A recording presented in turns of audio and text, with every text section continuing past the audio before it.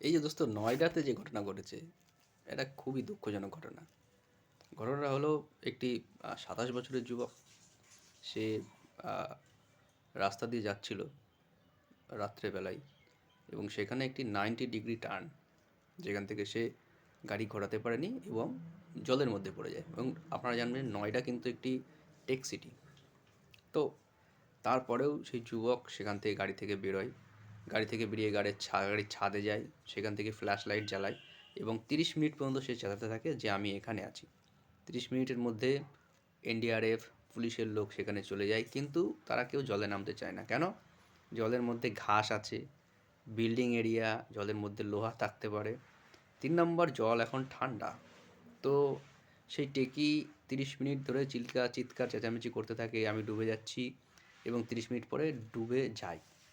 এবং ডোবার পরে সেখানে উপস্থিত একজন সৎ সাহসী আমাদের যুবক, ইন্ডিয়ান ভাই, ডেলিভারি বয়, সে কিন্তু জলের মধ্যে যায় এবং গিয়ে 30 মিনিট ধরে সে সে তারও পরবর্তী 30 মিনিট ধরে 1 ঘন্টা ধরে খোঁজাখুঁজি করে। খোঁজাখুঁজি করার পরেও সে কিন্তু কোনো গাড়ি বা ছেলের অস্তিত্ব সেখানে পায়নি, কারণ সে অনেকটা নিচে ডুবে গেছিলো। তো এই হচ্ছে আজকের দুনিয়া, যেখানে 90 ডিগ্রি টার্ন 1 নম্বর, এটা হলো সম্পূর্ণরূপে ব্যান। এবং যদি থাকে 90 ডিগ্রি টার্ন কোথাও, আগে থেকে প্রিকশন ব্যবস্থা নিতে হবে। সেখানে ব্যারিকেড করা থাকবে, তার আগে থেকে সিগন্যাল করা থাকবে, সাইন থাকবে, এবং সেখানে বাম্পার লাগানো থাকবে, এবং ট্রাফিক গার্ড, এবং রাস্তায় আলো যথার্থ থাকা দরকার।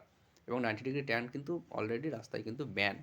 সো সেগুলো কী জন্য হয়েছিল এবং এগুলো প্রিকশন মেজার কী জন্য ছিল না, এগুলোর থেকেও বড় কথা, সেখানে উপস্থিত এনডিআরএফ এবং পুলিশের টিম থাকা সত্ত্বেও আমরা একটি ইন্ডিয়ান যুবককে হারালাম। সো এটি নিয়ে অবশ্যই ব্যুরোক্র্যাটরা ভাববেন, এমএলএ এমপিরা আছেন, তারা ভাববেন সুপ্রিম কোর্ট সুমোটো অ্যাকশান নিতে পারে কিনা, সেটা নিয়ে ভাববেন। সো আজকের ভিডিও এই পর্যন্তই। এটা নিয়ে কিন্তু আমাদের জনতারও একটা অবশ্যই ভয়েস রেজ করার ব্যাপার আছে। সেখানে রিপোর্ট কী আসছে বা আমরা কী করছি সেটা কিন্তু বড় ব্যাপার নয়। তো thank you friends, have a good day. জয় হিন্দ।